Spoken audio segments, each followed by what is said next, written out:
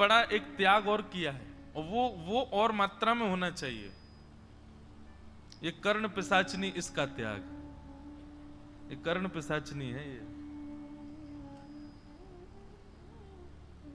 क्या बताएं, आजकल जीवन ऐसा हो गया है कि इसके बगैर आप रह नहीं सकते। इसी से ही सर्व कर्म चल रहे हैं।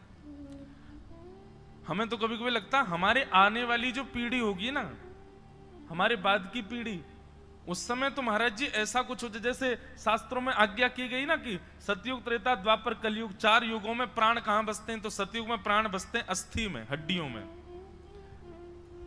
त्रेता में प्राण बसते हैं मांस में। द्वापर में प्राण बसते हैं त्वचा में। कलयुग में प्राण बाहर आ जाते हैं अन्न में।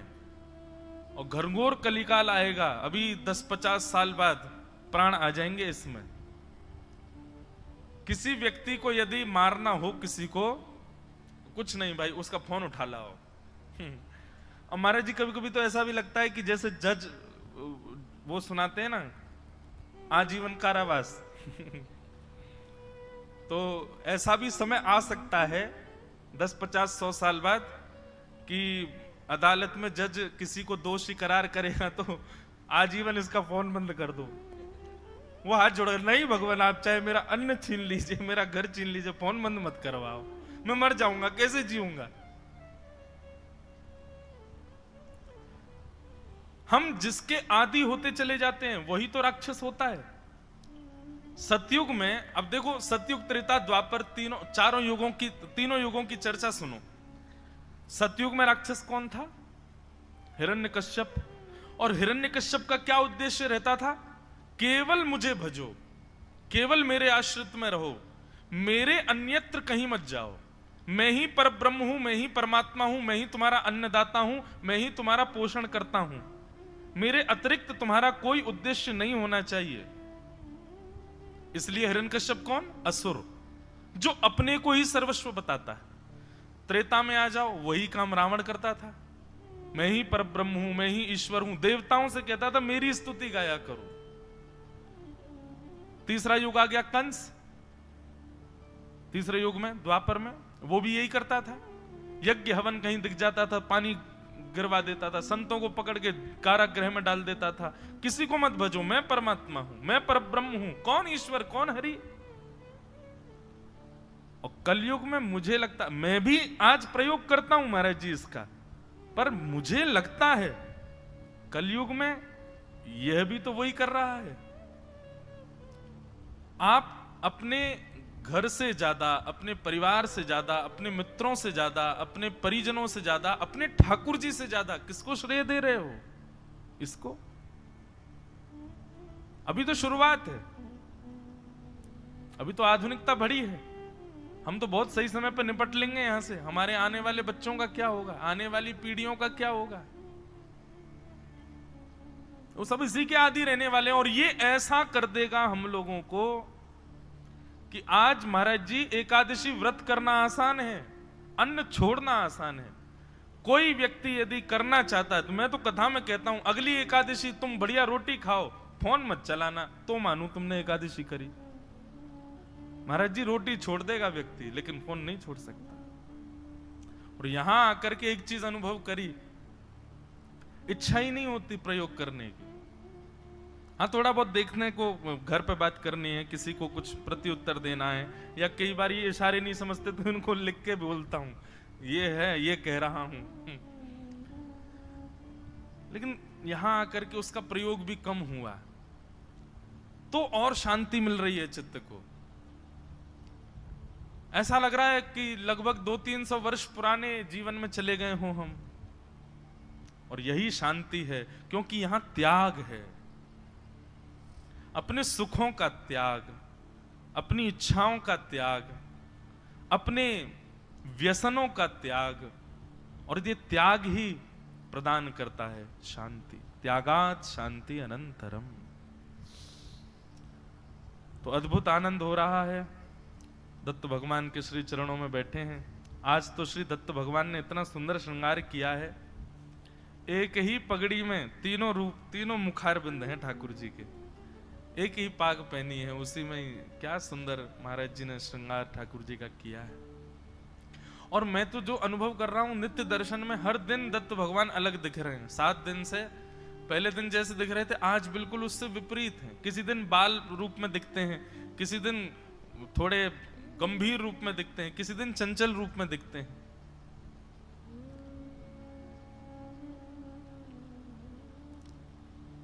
बंधुओं, ये गुण भी तो है। मैं कथा में कहता हूं ना कि आपके दर्शन की विधा में आपको परिवर्तन दिखे तो समझो कि आप दर्शन कर रहे हो, और जैसे पहले थे वैसे ही अब भी दिख रहे हैं। तो इसका मतलब है आपके मनोभाव जो हैं वो स्थिर हो गए। ठाकुर जी स्थिर नहीं है, ठाकुर जी तो नित्य नवीन है।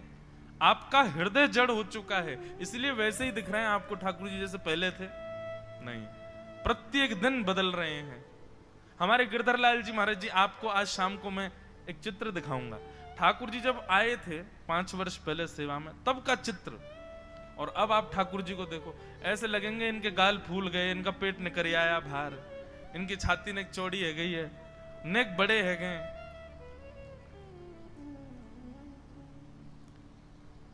बंधुओं, भक्ति का स्वरूप जो अर्चन अवस्था में है, जिस आप अपने ठाकुर जी की जब सेवा करते हैं तो वहां आपकी भक्ति का स्वरूप ही यही है कि वो जो जड़त्व है ठाकुर जी का, किसी भी रूप में जो जड़ भाव आपको अनुभव हो रहा है, वो आपको चैतन्य करना है। इसी के लिए आप अर्चना कर रहे हो, इसी के लिए आप सेवा कर रहे हो ठाकुर जी की।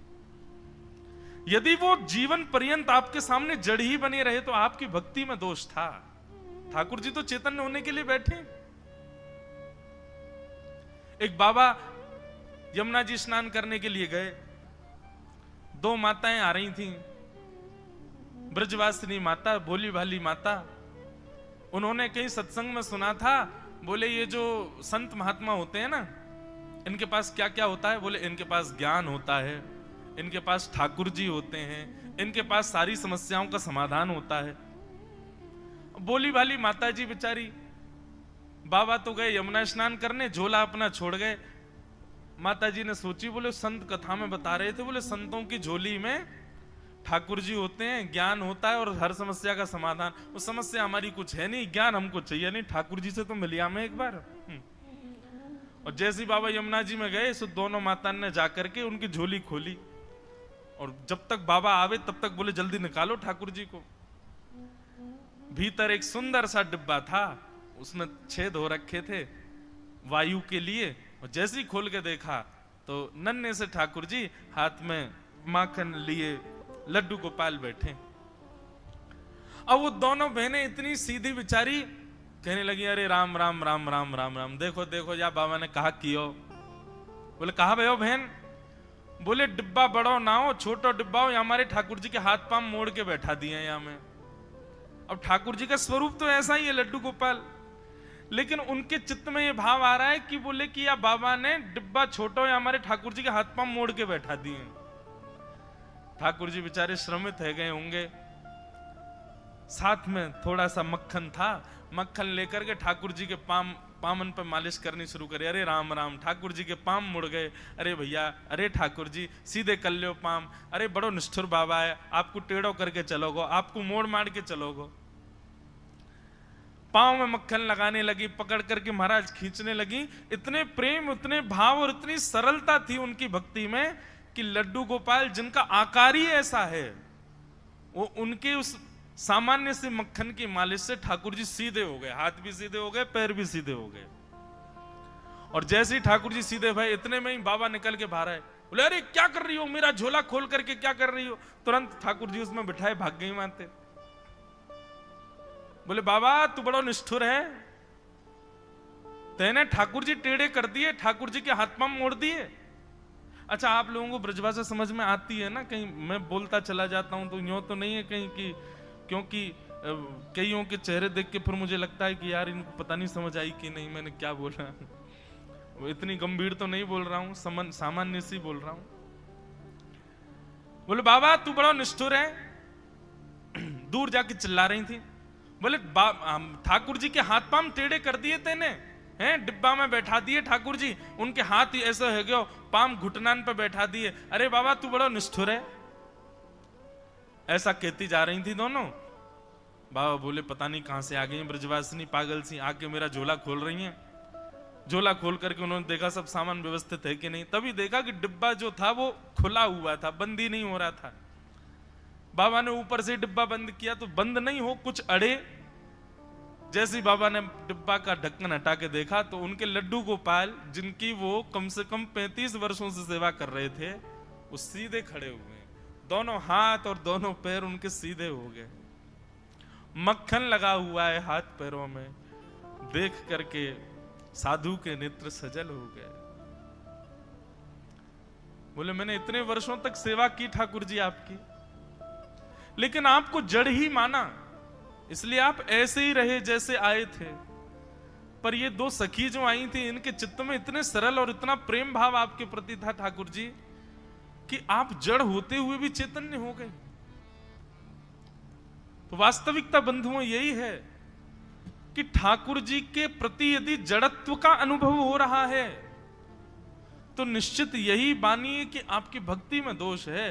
वो चैतन्य होने के लिए ही आपके पास आए हैं। अब आप भजन साधना करके, जैसी गुरु कृपा आज्ञा मान करके जो आपसे बल पड़े, अब लग जाओ कि वो चैतन्य हो।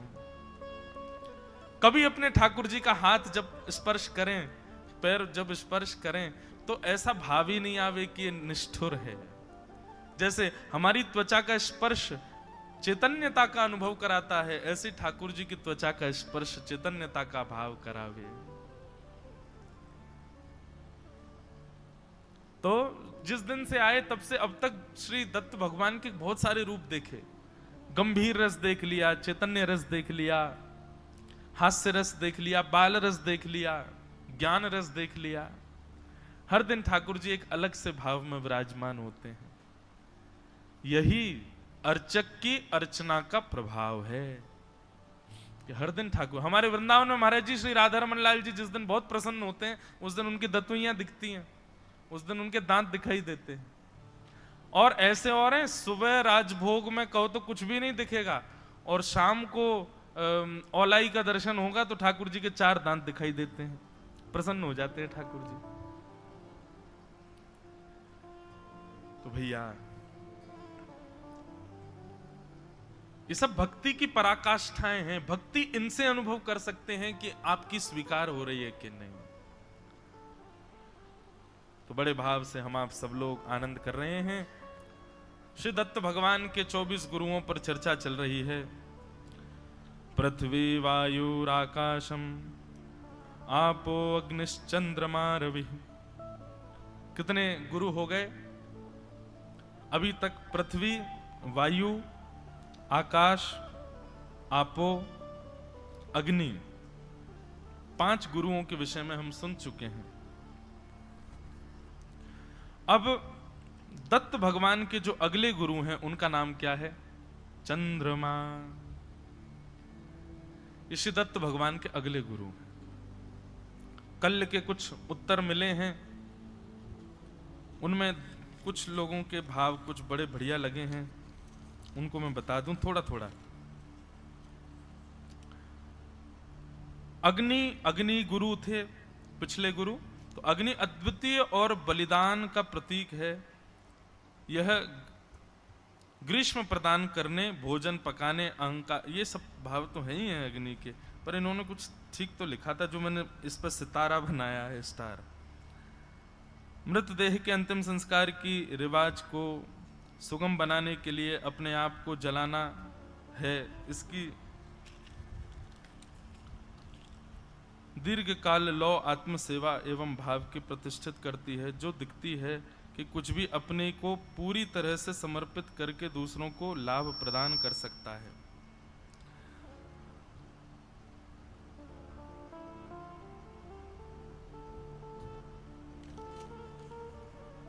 सुंदर भाव।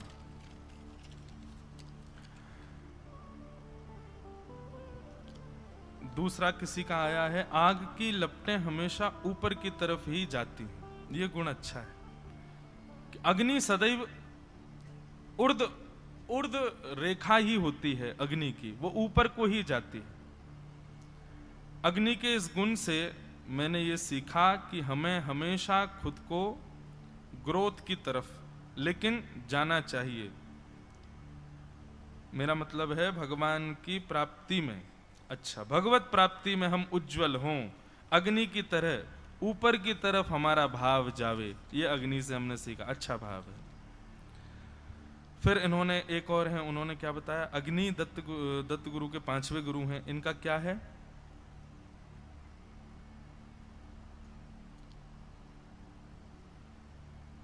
जल जैसे सिखाता है कि परिस्थिति अनुसार बदलाव लाना चाहिए, वहां अग्नि यह सिखाती है कि चाहे बदलाव क्यों ना आए, मूल स्वभाव नहीं बदलना चाहिए। बहुत अच्छी बात। चाहे कोई भी आ जाए इनके पास में, ये अपने मूल भाव में ही रहते हैं, मूल स्वभाव में ही रहते हैं। चाहे इनको अच्छी वस्तु दो, चाहे गलत वस्तु दे दो, परंतु ये अपनी मूलता का त्याग नहीं करते। ठाकुर जी को ये गुण प्रिय है कि कोई भी व्यक्ति अपने मूल स्थिति को ना भूले। ये अग्नि से हमने सीखा। फिर एक अग्नि के विषय में कोई परम विद्वान है, इन्होंने बहुत सारे भाव लिख के भेजे हैं। अग्नि के बड़े सारे रूप बताए हैं, बोले जठराग्नि, चिंताग्नि, भूताग्नि, सर्वाग्नि, और इन्होंने कई वेदों के प्रमाण भी दिए हैं। ऋग्वेद का प्रथम सूक्त ही अग्नि सूक्त है। यह सबसे प्राचीनतम सूक्त है। इसमें अग्नि की स्तुति की है। ऋग्वेद के 200 सूक्तों में अग्नि की स्तुति है, और ऋग्वेद का प्रथम शब्द पद भी अग्निम यह है। अग्नि का अर्थ जो देव यज्ञ में दी गई छवि देवताओं के लेकर जाता है, वह अग्नि है। अच्छा हाँ, अग्नि का ये स्वरूप उन्होंने वेद के माध्यम से बताया कि हम कुछ भी देवताओं को अर्पित करते हैं, कि मूल रूप से हम बहुत वस्तु अर्पित करते हैं देवताओं को, पर अग्नि के माध्यम से जो हम वस्तु देते हैं वो ऐसा माना जाता है कि निश्चित देवता स्वीकार कर रहे हैं। इसलिए हमारे यहाँ होम हवन यज्ञ आदि किए जाते हैं, तो उसमें तो आहुति दी जाती है, वो निश्चित है कि वो देवता स्वीकार करते हैं। अन्य भाव से आपकी भाव स्वीकार हो कि नहीं इसका कोई प्रमाण नहीं, पर अग्नि का प्रमाण होता है। अग्नि का मानव के साथ दृढ़ता से संबंध है। जन्म से ही अग्नि हमारे भीतर ही होती है, जठराग्नि के रूप में। अग्नि ही प्राचीन ऋषियों का प्रधान था, और कोई भी शुभ कार्य करने के लिए पंचांग में अग्नि देखी जाती है, क्योंकि अग्नि से ही यज्ञ, भोजन आदि और आदि आदि कार्य होते हैं। बहुत सुंदर इन्होंने हमारे ज्ञान के लिए कई सारी अच्छी बातें लिखी हैं इसमें। और इन्होंने फिर लास्ट में एक नम्र निवेदन और किया है। दिगंबरा महाराज जी, एक बार मराठी में जो श्रीमद् भागवत जी की आरती है उसे गाइए। हम कैसे गाएं, हमको लिख के दे दीजिए, अगर हमको गब जाएगी तो गाएंगे। आज तो नहीं गाएंगे, कल गा देंगे मराठी में श्री भागवत जी की आरती। बोलो दत्त भगवान की जय। तो अब आते हैं अगले गुरु की ओर। श्री दत्त भगवान के अगले गुरु कौन है? चंद्रमा। चंद्रमा का एक बहुत सारे गुण हैं चंद्रमा में भी, लेकिन चंद्रमा का एक बहुत विशिष्टतम गुण है जिसको श्री दत्त भगवान यदु महाराज को बता रहे हैं। बहुत ध्यान से सुनिए सब लोग। यदु महाराज कहते हैं, भगवान चंद्रमा का स्वरूप ऐसा होता है कि चंद्रमा प्रतिदिन घटता है और फिर अमावस्या के बाद में प्रतिदिन बढ़ता है, पर उसके घटने से और बढ़ने से मूल चंद्रमा का जो स्वरूप है वो कभी स्थगित नहीं होता, वो अपने स्थान से कभी भटकता नहीं। चाहे उसका स्वरूप पूर्ण हो जाए, चाहे पूर्ण रूपेण अदृश्य हो जाए, घटे बढ़े कुछ भी हो जाए, पर चंद्रमा चंद्रमा है। अदृश्य हो जाने से अमावस्या पर ऐसा नहीं है कि चंद्रमा कहीं लुप्त हो गया, चंद्रमा वहीं है, बस हमें दिख नहीं रहा है। ठीक वैसे ही मैंने चंद्रमा को गुरु बना करके सीखा कि चंद्रमा की आकृति चाहे बढ़े घटे, पर चंद्रमा अपने मूल भाव में रहता है। ऐसे ही मानव को चाहिए, चाहे वो उपलब्धियां प्राप्त करे, चाहे वो अत्यंत अशांत हो जाए, अत्यंत अपने जीवन में दुविधाओं का पालन, दुविधाओं को अंगीकार करे, चाहे बढ़े चाहे घटे, पर उसमें उसके चित्त में एक बात सदैव रहनी चाहिए कि ये देह और इस देह से प्राप्त होने वाले ऐश्वर्य, ये घटते बढ़ते, ये मेरा स्वरूप नहीं है। मेरा मूल स्वरूप तो मेरी आत्मा है।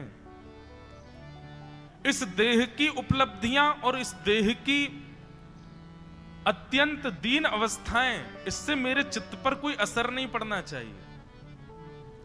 जीवन में आने वाली हर स्थिति को भगवत प्रसाद मान करके स्वीकार करे और इस बात में अवस्थित रहे कि मैं देह नहीं हूं और देह को प्राप्त होने वाली उपलब्धियां और अनुपलब्धियां नहीं हूं। मैं नित्य मुक्त शुद्ध एक आत्मा हूं। मेरा स्वरूप घटना बढ़ना और उपलब्धियां प्राप्त करना या फिर दोष युक्त हो जाना ये नहीं है। मेरा मूल स्वरूप तो परम पवित्र आत्मा है। ये मैंने चंद्रमा से सीखा।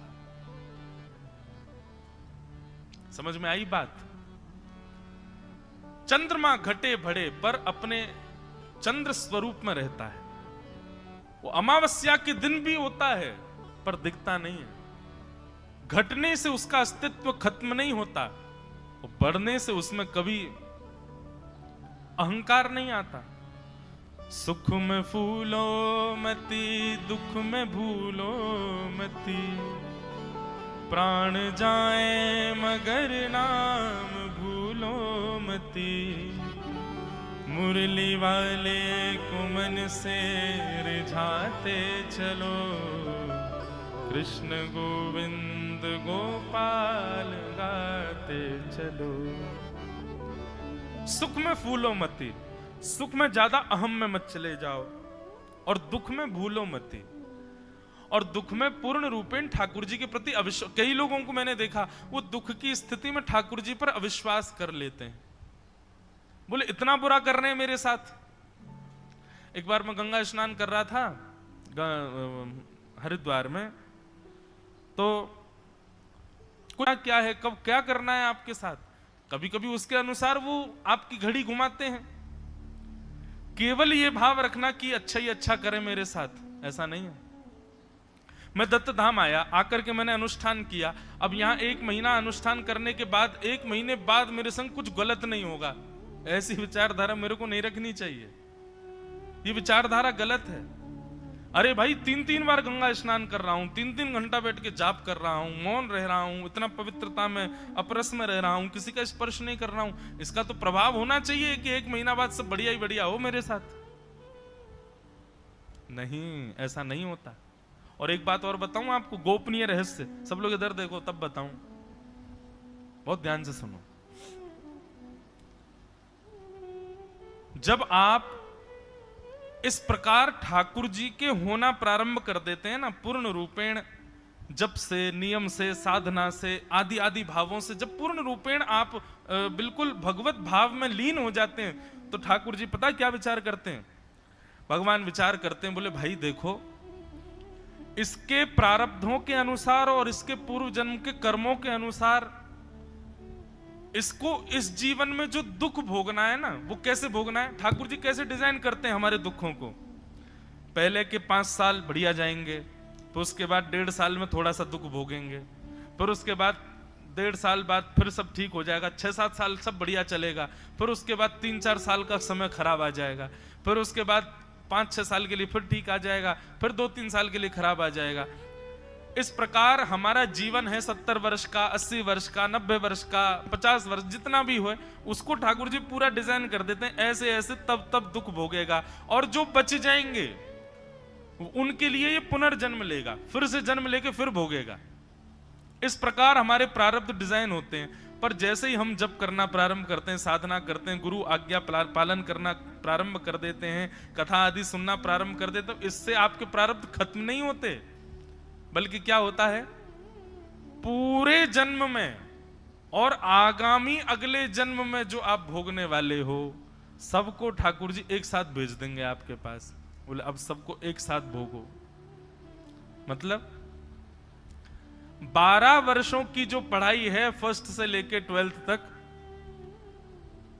पहली कक्षा में 1 साल, फिर दूसरी कक्षा में 1 साल, फिर तीसरी कक्षा में, फिर उनके एग्जाम वगैरह अलग दो। पर कई बार ऐसे मेधावी बालक होते हैं, उनकी बुद्धि इतनी तीव्र होती है, इतनी तीक्ष्ण होती है कि कई बार स्कूलों में मैंने अपने समय में तो देखा है, आप अब होता है कि नहीं पता नहीं, बच्चे की बुद्धि के अनुसार टीचर बोलते हैं इसको तो आप 2 क्लास आगे पढ़ाओ। क्यों? ये 2 क्लासों की इसको जरूरत ही नहीं है, इसको तो सीधे ऊंचे ले जाओ। ऊंची क्लास में जाना मतलब और कठिन पढ़ाओ। ठीक वैसे ही जैसे ही हम लोग भक्ति भाव आदि साधना, नियम जाप, साधना, व्रत ये सब करने लग जाते हैं, तो ठाकुर जी कहते हैं अब भाई इसकी क्वालिटी जो है, ये जो है अब ये श्रेष्ठ हो गया है।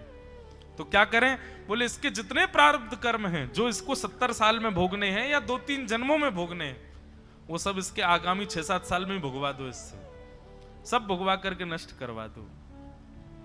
सारे प्रारब्धों को नष्ट करवा करके इसको मुक्त कर दो और मुक्त करके मेरी प्राप्ति कराओ।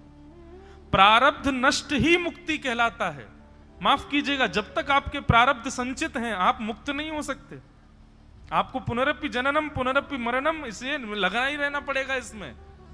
तो ये नियम करने से, तीर्थ यात्रा करने से, गुरु आज्ञा मानने से, साधना करने से, गंगा जी स्नान करने से, इन सब से क्या होता है, जो आपके प्रारब्ध हैं वो सब जल्दी जल्दी आ जाएंगे जीवन में, ताकि आगामी समय जो है वो सुखपूर्वक निकले। लेकिन उसके साथ साथ आप प्रेम लक्षणा भक्ति भी जब जीवन में ले आते हो, ठाकुर जी के प्रति प्रेम भाव रखने लग जाते हो, प्रेम संबंध हो जाता है, तो अब आराधना जब प्रेम भक्ति में परिवर्तित हो जाता है, तो ठाकुर जी क्या विचार करते हैं, अरे मोते प्रेम करे भैया, ये तो मेरो प्रेमी है।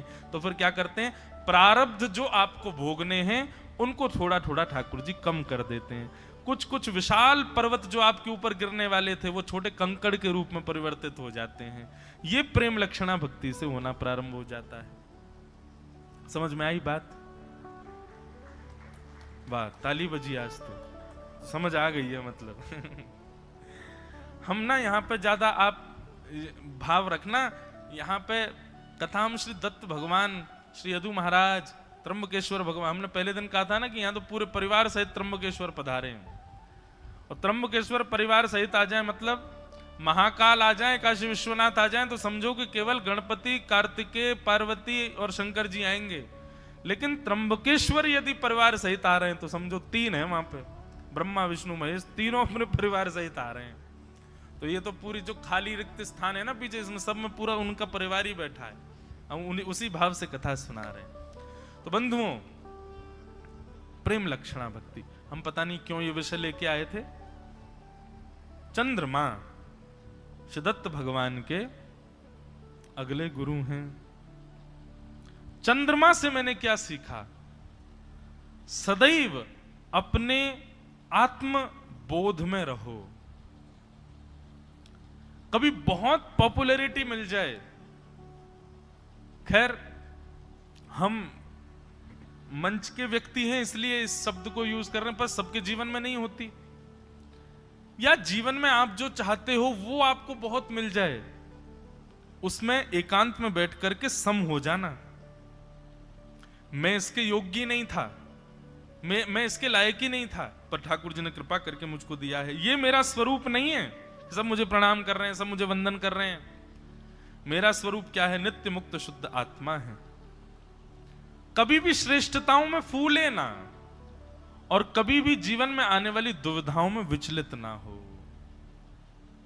अपने रूप में अवस्थित रहे। ये मैंने चंद्रमा से सीखा है। वो अमावस्या पर अंतर ध्यान हो जाता है, अंतर ध्यान नहीं होता, वो होता है पर दिखता नहीं है, और पूर्णिमा पर दिखता है, लेकिन फिर भी कभी उसका अहम नहीं बढ़ता है। इसलिए अहम शून्यता का गुण मैंने, और अहम शून्यता का गुण और निर्वैर का गुण, ये 2 गुण मैंने अपने 6वें गुरु चंद्रमा से सीखा है। ये मेरे 6वें गुरु हैं बंधुओं, ये चंद्रमा से सीख है। अब देखो, 1-2 चीज मैं थोड़ी क्लियर करूं। हम जो विषय लिख के लाते हैं, आप जो भी लिखते हो, इससे कुछ आपके लिए ही है कि आप लिख के लाओ, पर उसमें विशेष रूप से प्रयास करो कि उन गुणों को लिख करके लाइए जो मानव सीखने के लिए है। अब चंद्रमा के विषय में आप ये लिख दो कि चंद्रमा शीतलता प्रदान करता है, हम भी सबको शीतलता प्रदान, ये तो सबको पता है। ये तो अग्नि भी सर्दियों के समय पे सबको अच्छे लगती है, नदी भी दोपहर के 12 बजे कूद के देखो कितना आनंद आता है। हम तो निकलने का मन ही नहीं होता, भीतर से 2-3 बार आ जाते हैं, बोले महाराज जी भोजन का समय हो गया, तब आता हूं मैं बाहर। खूब आनंद आता है। तो वह भी शीतलता प्रदान करे। तो ऐसे गुण नहीं लाने हैं, ऐसे गुण जिन पर किसी की दृष्टि नहीं पड़ती हो। अब चंद्रमा का वो गुण देखो, चंद्रमा का ऐसा क्या गुण है जिस पर दृष्टि डालनी है हमें। अब आप लोग इसको करके लाइएगा और कल फिर इस विषय पर हम लोग चर्चा करेंगे। ये श्री दत्त भगवान के 6वें गुरु चंद्रमा। अवधूत चिंतन श्री गुरुदेव दत्त, श्री दत्त भगवान की जय। अब हम लोग चलते हैं कल जहां हमारा विषय चल रहा था, भीष्म पितामह की मधुर स्तुति। भीष्म पितामह बाणों की सैया पर लेटे और बाणों की सैया पर लेटे भीष्म पितामह के सामने साक्षात ठाकुर जी खड़े हैं। बंधुओं, श्रीमद् भागवत के द्वितीय स्कंद जब प्रारंभ होता है तो वहां पर वर्णन किया जाता है संसार में सबसे कठिन क्या है। अंते नारायण स्मृति, मुक्ति का साधन भी अंते नारायण स्मृति है और संसार में सबसे कठिन भी यही है कि अंत में भगवान का स्मरण होना। एक उद्देश्य बना लीजिए, और मैं इसी भाव से कह रहा हूं, ये भीष्म पितामह की जो स्तुति है ना, इसको कंठस्थ कर लीजिए। और कंठस्थ करके कभी भी, कोई नियम नहीं है कि सुबह सुनानी है, जब आपका मन करे ठाकुर जी को बैठ के सुनाओ और ठाकुर जी से बस प्रार्थना करना, भगवान जीवन तो मैं जी रहा हूं, मेरा अंत कब है ये मैं तो नहीं जानता, आप तो भगवान हो। भगवान कौन? जो 6 भगों से युक्त है उसको भगवान कहते हैं। कौन कौन से 6 भग? उत्पत्ति प्रलयम चैव भूतानाम अगति गति वित्तिम विद्याम अविद्याम च सवाच्यो भगवान इति। जो ये जानते हैं कि मानव सृष्टि की उत्पत्ति कब हुई और सृष्टि का प्रलय कब होगा। आप जानते हैं कि मेरा जन्म कब हुआ है, ये तो मैं भी जानता हूं, पर मेरी मृत्यु कब होगी इसके बारे में मुझे नहीं पता। भगवान कृपा करके दया करना, अंत में मुझे दर्शन जरूर देना। इस भाव से आप भीष्म स्तुति का नित्य पाठ किया करो। बंधुओं, भीष्म स्तुति का प्रवचन एक बार बद्रीनाथ में चल रहा था। अभी एक इंटरव्यू में भी मैंने बताई थी ये बात। वहां जिन्होंने कथा कराई थी उनके कुल पुरोहित पंडित जी भी आए थे कथा में, और भीष्म पितामह की स्तुति सुनकर के इतने भाव विभोर हो गए, इतने भाव विभोर हो गए। जब मैं मंच से उतरा तो मुझसे बस रोते हुए, करुण क्रंदन करते हुए बोले, महाराज जी आप बस एक आशीर्वाद दे जाओ। मैंने क्या? बोले मैं बद्रीनाथ से वापस घर ना पहुंच पाऊं, ऐसा आशीर्वाद दो। मैंने कहा भैया काय को मुझ में डंडा पड़वाओ, आपके परिवार के लोग बाट देख रहे हो, ऐसा क्यों कर? बोले नहीं, मेरी बात सुनिए। जिस प्रकार भीष्म पितामह ने अंतिम समय ठाकुर जी का दर्शन करके अपने प्राण त्याग दिए, किसी अन्य के प्रति चित्तवृत्ति नहीं गई भीष्म पितामह की, केवल ठाकुर जी को देखते रहे। बस मेरे मन में जब से आप भीष्म स्तुति सुना के उठे तब से बस यही चल रहा है, अब मुझे नहीं जाना, अब मुझे किसी और का चिंतन नहीं करना, बस आप एक बार आशीष दे दो। श्री बद्रीनाथ भगवान साक्षात यहाँ विराज रहे हैं, मैं उनको देखते देखते इसी गंगा के तट पर प्राण त्याग दूं। अब जब कथा से जाते हैं बहुत लोग बहुत कुछ बोलते हैं, मैं ऐसे ही हाथ जोड़ के चला गया। महाराज जी अगले दिन सवेरे ब्रह्म मुहूर्त में लगभग 3:30 पौने 4 बजे, 3:30 पौने 4 ही बद्रीनाथ भगवान के कपाट खुलते हैं। वो पंडित जी कथा के बाद में ना उन्होंने कुछ पाया ना भोजन किया, वो गंगा जी के तट पे बैठे रहे और रोते ही रहे। केवल एक प्रसंग ने उनके चित्त को ऐसा कर दिया कि बस रुदन ही करते रहे, और रुदन करते करते करते करते करते रात्रि में वापस अपने कक्ष में आए, और कक्ष में आकर के नीचे जमीन पर बैठ गए बद्रीनाथ भगवान के मंदिर की ओर मुख करके। कक्ष में और भी लोग थे, उन्होंने कहा भैया सो जाओ, सो नहीं रहे। बोले मैं बाद में सोऊंगा। बस बीच बीच में कभी कभी जोर से रोने लग जाते। साथ में उनके जो व्यक्ति था उसने बताया, बोले महाराज जी सवेरे जब बद्रीनाथ भगवान के कपाट खुलते हैं तो वेद मंत्र उच्चारण होता है और वो पूरे बद्रीनाथ में उसका स्वर सुनाई देता है। बोले जैसे ही वेद मंत्रों का उच्चारण प्रारंभ हुआ, बोले बैठे बैठे बैठे, बोले रात भर बैठे रहे थे, कल भी पूरे दिन रोते रहे कथा के बाद। बोले बैठे बैठे उन्होंने अपने आसन पर ही प्राण त्याग दिए। मुख से केवल एक शब्द निकला, नारायण, प्राण त्याग दिए। प्रत्यक्ष देखा मैंने। 4 बजे तो मैं भी पहुंच गया था उनके कक्ष में, और मेरे मन में बार बार बस यही आए कि कल मुझसे कह रहे थे और आज कर भी दिया। बात यह नहीं कि उनकी इस प्रकार मृत्यु एक शोक जन्य थी, उनके परिवार के लिए तो बड़ी दुविधाजनक बात थी, पर मैं कल जो बात कह रहा था वो मैं आपसे स्पष्ट कह रहा हूं। अपनी इच्छा मृत्यु एक बार व्यक्ति प्रकट तो करे। सबको यह वरदान है कि वो अपनी इच्छा से मृत्यु को प्राप्त कर सकता है, पर हम लोग इतने भयभीत रहते हैं कि कभी मृत्यु की इच्छा ही नहीं करते कि कैसी हो मृत्यु। इसलिए भैया इससे भयभीत मत हो, रखिए अपनी कोई एक इच्छा रखिए ठाकुर जी के सन्मुख। वैसे तो संसार की कोई इच्छा रखनी नहीं चाहिए, पर हां ये इच्छा रखो, नाथ प्राण निकलें तो ऐसे निकलें। और उसकी पुष्टि के लिए हम व्यास मंच से कह रहे हैं, अपनी जिम्मेवारी पे कह रहे हैं, रोज भीष्म स्तुति गाना प्रारंभ कर दो। ठाकुर जी आपकी अंतिम इच्छा निश्चित पूरी करेंगे। जीवन भर ठाकुर जी मिलेंगे नहीं, कोई दिक्कत नहीं, लेकिन कम से कम इस संसार से जब अलविदा कह के जाएं तब तो कम से कम ठाकुर जी हमको दिख जाएं, उस क्षण तो ठाकुर जी का दर्शन हो जाए, ऐसी भावना। भीष्मवाच इति मते रूपकल्पिता वितृष्णा। गा तो हमने कल पूरी स्तुति दी थी, आज उसका भाव समझते हैं। इति मति रूपकल्पिता वितृष्णा भगवत सात्वत पुंगवे विभुम्ने स्वसुखमुपगते क्वचिद् विहर्तुम् प्रकृति मगन प्रकृति मुपेयुषि यद्भव प्रवाह। भीष्म पितामह कह रहे हैं भगवान इति मति। मैं गिनती तो नहीं कर पाया, लेकिन अगर यहां किसी के पास भागवत जी हो, मैं तो अभी व्याख्यान कर रहा हूं, पर वो इतना देर में एक काम करके बताएं, भीष्म स्तुति में इति शब्द कितनी बार है? राम साहब शास्त्री जी आप देखो एक बार। भीष्म निश्चित है कि ये अधिक इतनी बार इति शब्द का मतलब क्या होता है? विश्राम, अंत। और संभवतः अगर मैं गलत नहीं हूं, मैंने बहुत पहले गिने थे, तो शायद 17 बार इति शब्द होगा। इति शब्द का प्रयोग तब किया जाता है जब अपनी वार्ता का विराम किया जाए। इति।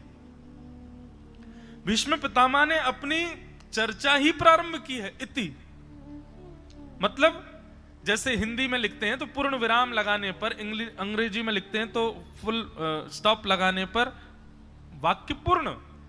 पर भीष्म पितामह की स्तुति पर यदि दृष्टि डालो तो पहले पूर्ण विराम और फिर अपनी स्तुति प्रारंभ। ये कैसी स्थिति है भीष्म पितामह की? भीष्म पितामह ने प्रथम ही इति शब्द का प्रयोग करके मानो ये कह रहे हैं, संसार की, व्यवहार की एवं लोक की, इस लोक में जो जो अभी तक मैं निभा रहा था कि मैं एक कौरव पक्षीय हूं, मैं भीष्म पितामह हूं, मैं पितामह हूं, मैं श्रेष्ठ हूं, मुझे इच्छा मृत्यु का वरदान है, मैं शंतनु का पुत्र हूं, मैं गंगा का पुत्र हूं, ये सारे जो व्यवहार हैं अब इनकी इति, इनमें विराम, इन सबसे मैं परे हूं। भीष्म पितामह मानो संकेत कर रहे हैं, जब तक संसार की इति नहीं करोगे तब तक आप ठाकुर जी की आराधना नहीं कर सकते। भगवत सेवा में आप कोई भी भाव प्रकट करोगे तो ठाकुर जी उसको अस्वीकार ही करेंगे। क्यों? क्योंकि ठाकुर जी कह रहे हैं अभी चित्त में बहुत सारे भाव और बैठे हैं बेटा। प्रेम नगर की सकरी है गलियां, प्रेम नगर की सकरी है गलियां, में दो ना समान, मुसाफिर प्रेम नगर मत जा। बहुत सुंदर भाव है। प्रेम नगर की सक्रिय है गलियां, मतलब हमारा जो चित्त है ना, उसका जो जाने का स्थान है उसके भीतर वो बड़ा सकरा है। ठाकुर जी उसमें प्रवेश तो करना चाहते हैं, लेकिन पहले ही ठाकुर जी देख लेते हैं, बोले इसने इतने सारी वस्तुएं भर रखी हैं अपने चित्त में, इन सबके रहते हुए मुझे प्राप्त करना चाहता है, मैं नहीं रहूंगा। पहले सबका त्याग करे, हृदय में पूर्ण रूपेण एक स्वच्छंद स्थान रखे, सबको निकाले, उसके बाद ही तो मैं प्रवेश करूंगा। तो भीष्म पितामह ने इसी बात को प्रस्तुत करते हुए इति शब्द का प्रयोग करके मानो ठाकुर जी से कह दिया, अब सब निकल चुके हैं चित्त से, अब कोई नहीं है नाथ। व्यवहार की, लोक की, संसार की, मानवता की, सबकी इति। अब मुझे चिंता नहीं है कि मैं गंगा पुत्र हूं, मैं शंतनु पुत्र हूं, मैं बाल ब्रह्मचारी हूं, मैं कौरव पक्षी हूं आदि, ये सब इति, ये सब लोक व्यवहार धर्म थे, सबको मैं विराम देता हूं। और अब मैं क्या करना चाहता हूं, बोले मति रूप कल्पिता वितृष्णा, अपनी वितृष्णा युक्त मति को, वितृष्णा मतलब तृष्णा किसको कहते हैं, बहुत सावधानी से सुनो। तृष्णा का मतलब क्या होता है, इच्छाएं, उन्हीं को ही तृष्णा कहते हैं। एक श्लोक है, भोगा न भुक्ता वयमेव भुक्ता, तपो न तप्ता वयमेव तप्ता, कालो न याता वयमेव याता, तृष्णा न जीर्णा वयमेव जीर्णा। अब कहां का है ये तो गुरुजन बताएंगे, हमको तो बस पढ़ने में आया। भोगा न भुक्ता वयमेव भुक्ता, आप कभी भोग नहीं भोगते, बल्कि भोग आपको भोगता है। भोगा न भुक्ता वयमेव भुक्ता, भोग कभी खत्म नहीं होता, आप खत्म होते चले जाते हो भुगते भुगते। रसगुल्ला तो रसगुल्ला ही बने रहेंगे, चाहे कितने खा लो, लेकिन ज्यादा खाते खाते शुगर आपको ही हो जाएगी, असर आप पे होगा, रसगुल्ले पे कोई असर नहीं है। कितनी भी सिगरेट पियो, आप ही भोगोगे, सिगरेट कभी खत्म नहीं होती। ये भोग्य वस्तु कभी खत्म नहीं होती, हम खत्म होते हैं। भोगा न भुक्ता वयमेव भुक्ता, तपो न तप्ता वयमेव तप्ता, मैं तप करूंगा तप करूंगा तप करूंगा तप करूंगा, जीवन भर हम लोग कहते रहते हैं। इसीलिए हमारे हिंदू वैदिक सनातन धर्म में तपाने का निधान है।